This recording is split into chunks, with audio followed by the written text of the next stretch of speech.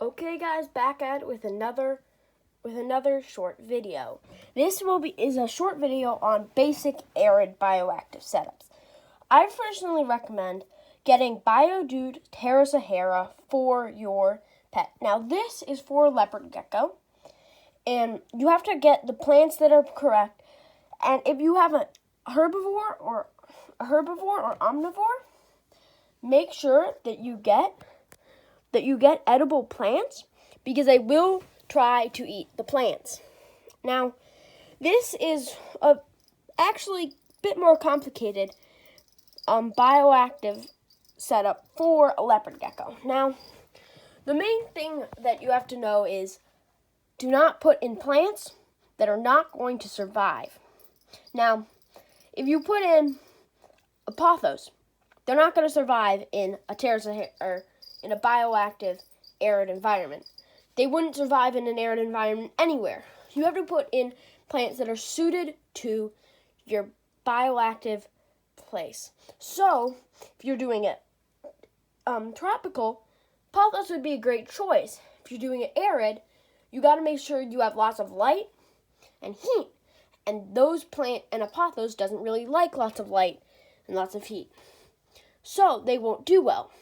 And it's also very dry. Pothos like it. Kind of a bit darker, not too much heat, very humid. Now, say, on the other hand, a succulent would not do well in an arid environment or in a tropical environment because it does not like lots of heat. Or it does like lots of heat, light, and it likes dry environments. But if you put it in a tropical, it will be very wet. It will have lots and lots of light, and it will not do well. So, in this setup, I have elephant feature up, which I think they look beautiful. I have a spaghetti agave. I have some type of aloe. I have a zebra succulent. I have a contampus earth star, and I have a jade plant. Now, the reason I don't know what type of aloe this is because I got it in a Biodude leopard gecko starter plant kit. So, he didn't have the aloe solaris, so I got a different type of aloe. I mean, it could still be aloe solaris. I don't think so, though. Now, this is going to be a very short video, it says, but with the part of the arid, how they like lots of light and stuff. So, I have a Biodude Glow and Grow, then I have Repti Sun 5.0 12-inch. I have a nano deep dome with a 40 watt ceramic heat emitter and an open cage, a wire cage clamp with a 60 watt ceramic heat emitter.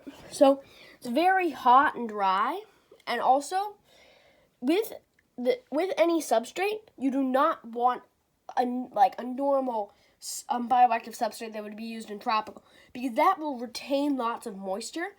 The Biodude, what's good is it lets the moisture through, but the problem with, say, Terra Flora, it requires a drainage layer, and then there's lots of water stored, which will then not let the plants have a very dry environment. So it will not only not be good for your plants, but also bad for your animal, because tropical animals are suited to that.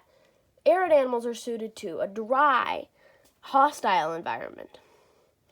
Now, the one thing to keep in mind is always replicate your animal's environment. That is the main thing to keep in mind with bioactive setups.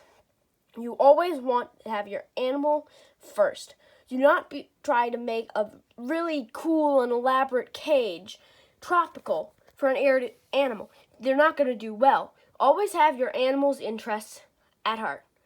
Now, that does not mean that that you make it too harsh or stuff, that then you put in predators or stuff. No, it just means that you suit, like, if it's a tropical animal, you give them tropical setups.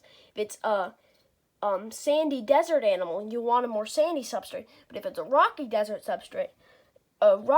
animal, because leopard geckos are from the rocky environment, put in rocks. I have quite a few rocks in this cage so that it's more rocky. So remember, keep your animal's environment first. Do not just think, oh, this will be really beautiful. I don't care about my animal. No, keep that at heart and stay here with Herping Gamer.